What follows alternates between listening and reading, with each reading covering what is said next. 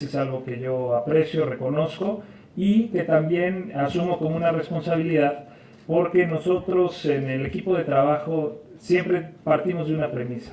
Cualquier reunión, cualquier evento, cualquier trabajo que no produzca o que no se traduzca en la mejora de la calidad de vida de una persona es inútil.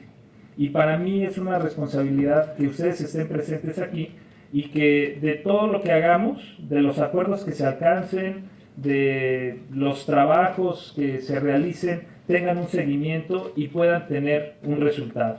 Que se traduzca en el beneficio no solo de sus personas, sino también de las personas que lo rodean, de sus familias, de sus amigos, de sus conocidos.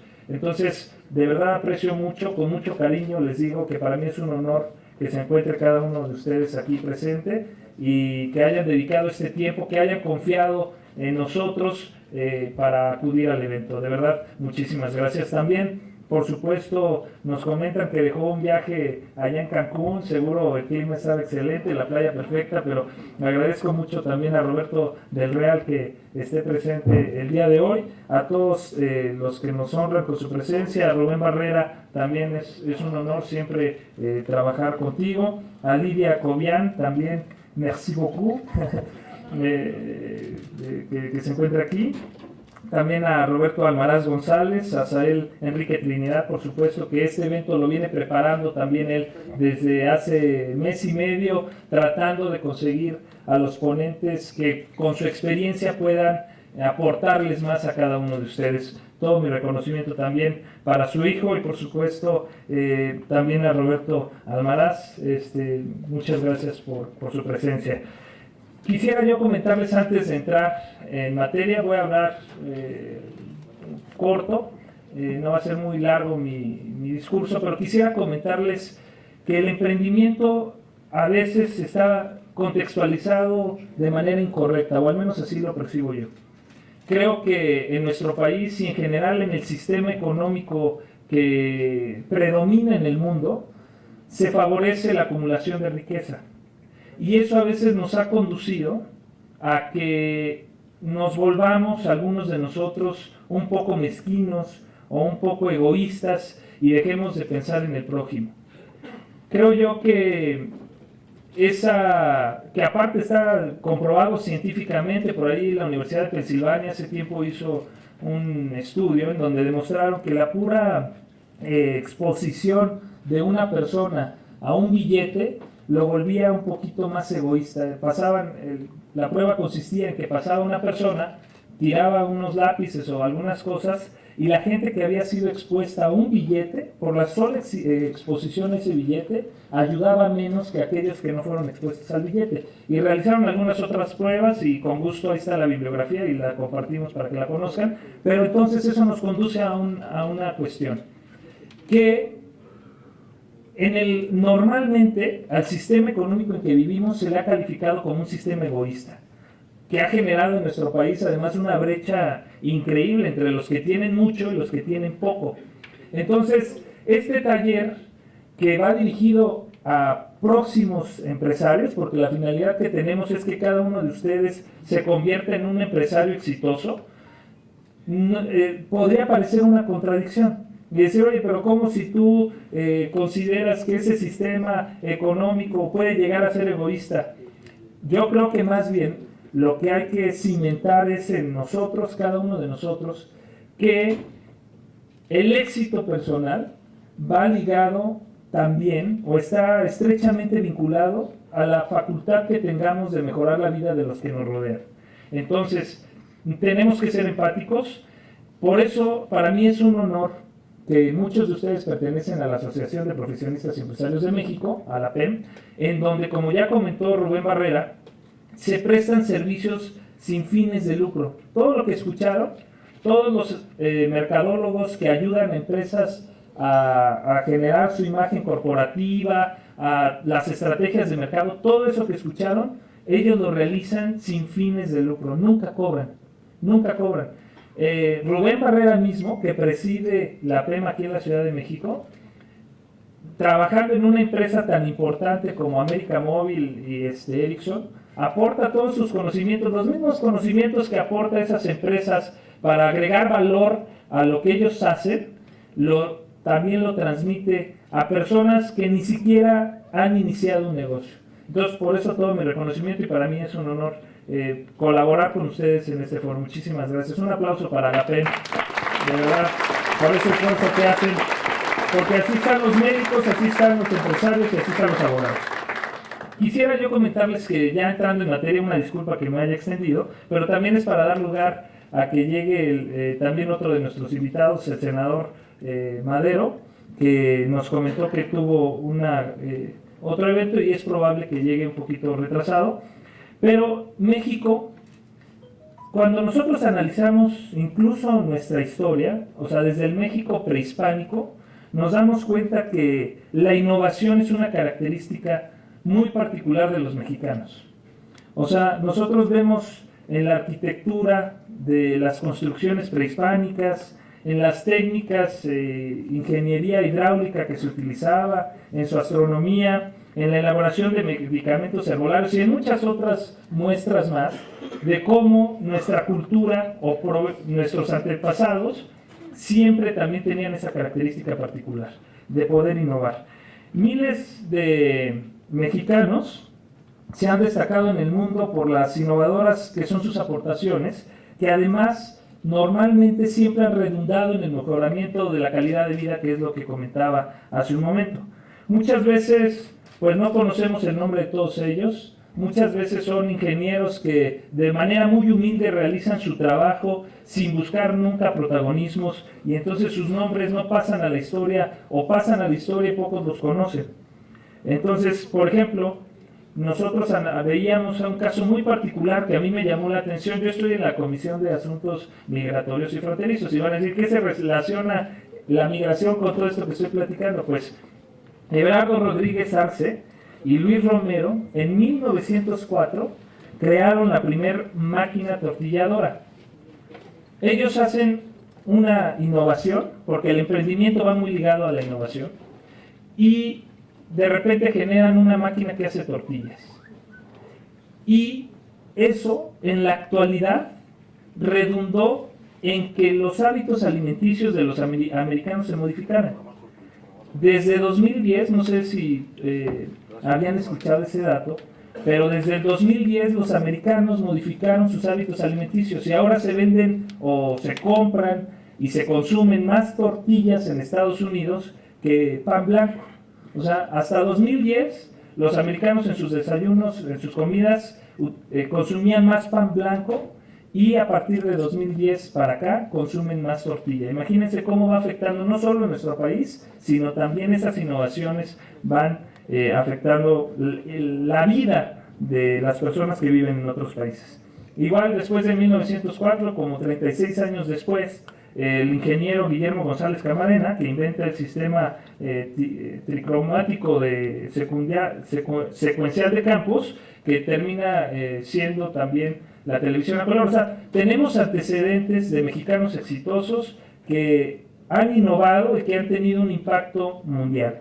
Actualmente el emprendimiento está, como decía, está muy ligado a la innovación, y por eso está garantizado el éxito de los mexicanos en el mundo, porque por ese famoso ingenio mexicano que tenemos cada uno de nosotros. Les voy a comentar un caso muy curioso. Hace tiempo, no voy a dar el nombre de la empresa,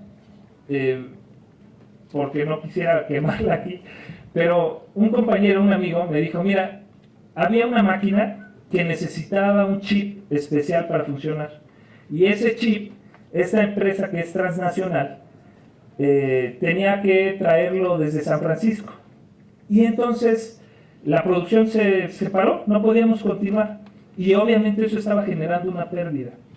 De repente, dice, llegaron los ingenieros americanos después de no sé cuánto tiempo que se consiguió el chip y que lo trajeron, y dice, cuando llegamos al lugar en donde estaba la máquina, pues era un cuarto así en el patio por allá alejado. Dice, llegamos, la puerta estaba amarrada con unos cables, ¿no? La puertita que te llevaba al cuarto estaba amarrada con unos cables. Entonces, pues ya desde ahí eso les llamó la atención. Abren la puerta y de repente ven la máquina funcionando. Y dijeron, oye, ¿cómo está funcionando esta máquina si no tiene este chip? O sea, es imposible que esté funcionando esta máquina. Dice, cuando de repente abrieron y ya comenzaron a analizar, vieron que los ingenieros mexicanos, con la finalidad de solucionar el problema que tenía la empresa, habían hecho de manera muy ingeniosa, pues yo lo veo así, seguramente fue algo mucho más complejo que simples puentes, pero habían conectado y habían puesto unos cables ahí para que funcionara. Imagínense, ese es el talento que tienen los mexicanos para solucionar los problemas con recursos limitados o a veces sin recursos. Y eso es lo que hace que los mexicanos sean exitosos en Alemania, en los Países Bajos, en muchos lados del mundo, en Francia. Por eso nos buscan. Corea del Sur, ni se diga, ¿no? Entonces, más bien, aquí surge la pregunta si los jóvenes mexicanos están interesados en emprender. O sea, si, ¿ustedes qué creen? ¿Los mexicanos, los jóvenes, quieren emprender o no? ¿Es algo que esté en la sangre de los jóvenes mexicanos actualmente? Bueno, en México se ha presentado un fenómeno muy interesante. Probablemente por esa brecha de desigualdad que yo comentaba, los jóvenes en nuestro país ya no quieren ser empleados. O sea, ya no quieren ser empleados, sobre todo en el sector privado.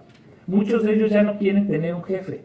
También puede ser porque el salario mínimo de México es uno de los más bajos de Latinoamérica. Y ya se ha empezado a trabajar el gobierno para cambiar esa situación. Este año tuvimos un incremento al salario mínimo que no habíamos tenido desde hace mucho tiempo en cuestión de porcentajes. Es decir, ya estamos empezando a trabajar, pero a pesar de eso el salario mínimo en México sigue siendo de los más bajos y eso ha provocado que los jóvenes ya no quieran tener un patrón o una persona que sea su jefe. ¿Qué les podemos recomendar a esas personas, a esos jóvenes? Les podemos decir, oye, mira, mejor no te metas en problemas, emprender te vas a arriesgar, no dejes tu trabajo, porque luego encontrar y si quieres hacer puertas y luego se te complica la situación. Entonces hay que decirle, ¿sabes qué? No te arriesgues, no te arriesgues, no quieras emprender, mejor métete, con todo respeto lo digo, pero métete a un trabajo, si eres abogado, métete a un despacho, si eres contador, también métete a un despacho, y ni pienses en emprender, no te arriesgues. Eso les tendríamos que decir a los jóvenes, que se resignen a trabajar en una fábrica. O sea, podemos decirles, oye, ¿sabes qué? Mejor no te pongas a soñar. Tienes 20 años, ¿tú qué le vas a aportar de 20 años, 25 años al mundo? O sea, tú crees que la vida es fácil, ¿no? Entonces, no creas en tu sueño, renuncia a ellos porque la vida es complicada. Cuando eso venga a nuestra mente, hay que recordar el caso de gente muy exitosa que desde los 20 años hizo cosas maravillosas. Hay casos ya muy, muy conocidos como el de Mark Zuckerberg, que es quien fundó Facebook a los 19 años. También está Bill Gates, que él funda Microsoft a los 20 años también. Steve Jobs lo hace a los 21 años con Apple. Y Larry Page, que lanza Google a los 25 años. Entonces imagínense, son de los empresarios más famosos de la actualidad, o en el contexto en el que vivimos, son un referente obligado del emprendimiento internacional. Entonces, la realidad del emprendimiento joven en México, pues tan solo hay que considerar que en nuestro país hay 38 millones de jóvenes que tienen una edad promedio de 27 años. El 52% de los empresarios o de las personas que emprenden, imagínense, de cada 2 personas que son emprendedoras en México, una tiene menos de 34 años. O sea, de cada 2 emprendedores en México, uno tiene menos de 34 años. Según el Índice Global de Emprendimiento, sin embargo, el último se hizo en el 2018, México se encuentra en el lugar 75. Entonces, todavía en el 2017 estábamos en el lugar 71, o sea, bajamos del 2017 a 2018, por alguna circunstancia, bajamos 4 lugares en ese índice global de emprendimiento. Esto, a pesar de que ha habido muchos anuncios de inversiones, de la apertura de empresas y el impulso de políticas públicas para los emprendedores. Según el Centro de Desarrollo para la Competitividad Empresarial, prácticamente, y esto es un dato que yo les quisiera plantear, no para que se desanimen, o sea, la intención de este foro no es que digan ustedes, no, sabes que está bien complicado emprender, porque según el Centro de Desarrollo para la Competitividad Empresarial, las empresas, como comentaba Rubén Barrera, mueren la mayoría de las empresas, o sea, de 10, 8 mueren en los primeros 2 años. Pero eso se los comentamos no para desanimarlos, sino para que se den cuenta que si queremos emprender, tenemos que eliminar todos los obstáculos, o para que ustedes puedan planear estrategias que les permitan sobrepasar esos obstáculos y brincar esa barrera de los 2 años en la que muere 8 de cada 10 empresas, y después sobrevivir, porque también la vida promedio de una empresa en México, ¿cuánto creen que es? O sea, los dos que logran sortear esa barrera o saltar esa barrera de los 2 años, tienen una vida promedio de 7.7 años. O sea, imagínense, ¿cuál es o qué porcentaje es el caso de éxito? Y no se va a poder. O sea, vamos a decir, pues no, sabes que por puras probabilidades esto está bien complicado, yo ya mejor ni termino de oír el foro y me voy. No, creo que son muchos los factores que inciden en el fracaso de un proyecto de emprendimiento, muchas veces porque los emprendedores son orillados a emprender por necesidad y no por conocer el negocio. O sea, en México esa es la característica, por eso tenemos un alto índice de emprendedores, porque los emprendedores, por las circunstancias económicas en que vive, por los bajos salarios, la persona, para poder satisfacer sus necesidades, requiere de un ingreso adicional que en un trabajo convencional, por llamarlo de alguna manera, no va a poder obtener. Entonces, ¿cuáles son las finalidades de este foro? Y por eso, de verdad, creo que debe ser uno de una serie de foros. Hay que darle seguimiento. Muchos de ustedes van a quedarse con muchas inquietudes, porque a pesar de que es un foro largo en consideración de lo que duran los foros aquí en el Senado, pues no vamos a poder abordar todos los temas. Van a quedarse muchas inquietudes en ustedes, y creo que ahí es donde podemos comenzar a trabajar de la mano.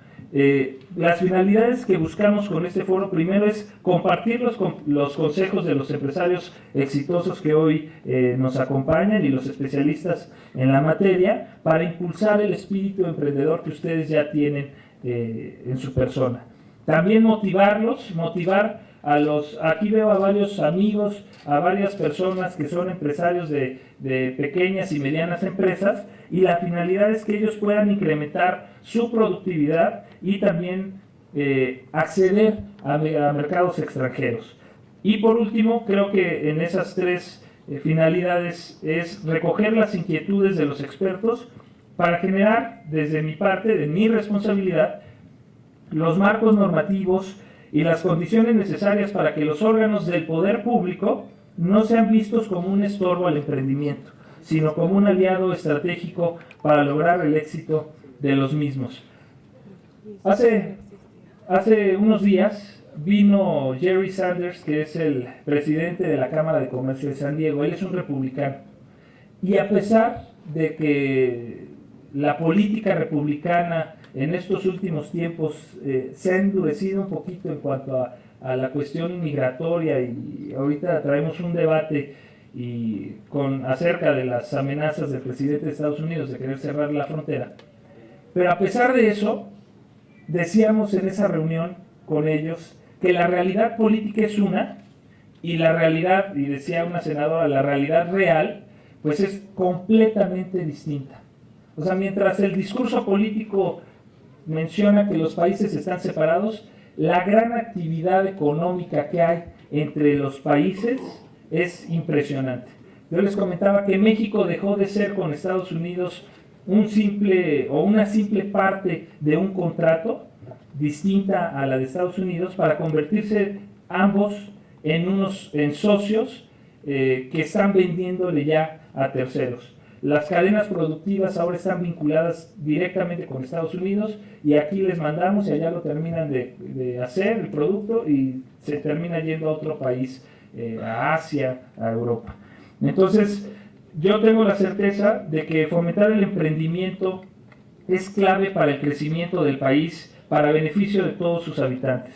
El gobierno debe ser un aliado en el desarrollo económico, no solo una solución para combatir la pobreza y la falta de empleo, sino también para ayudarlos a competir en mercados internacionales. Esa debe ser la finalidad de cada uno de nosotros, del gobierno, de los órganos del poder público. Nosotros hemos visto una apertura del gobierno federal a través de la Secretaría de Economía y de todas las dependencias y en general entidades que conforman la Administración Pública Federal, y hemos tenido muy buena comunicación con ellos, hemos visto una apertura y en muchos otros temas hemos logrado hacer sinergia para impulsar proyectos. Espero de todo corazón que este proyecto que hoy se inicia con cada uno de ustedes también pueda rendir los frutos que ustedes esperan. Agradezco muchísimo su presencia y perdón que me haya alargado tanto en el discurso. Quisiera entonces dar por inaugurado, si ustedes me lo permiten y me ayudan poniéndose de pie para que demos por inaugurado este foro. Y entonces, siendo las 10 horas con 50 minutos del día viernes 5 de abril de 2019, declaramos inaugurado este foro de emprendimiento aquí en el Senado. Muchísimas gracias. Muchas gracias al senador Zamora, y de esta manera damos por inaugurado los trabajos del foro El impulso a los emprendedores como elemento de desarrollo nacional. Vamos a dar paso ahora a la entrega de los reconocimientos que otorga el senador Zamora Guzmán a los ponentes de este foro.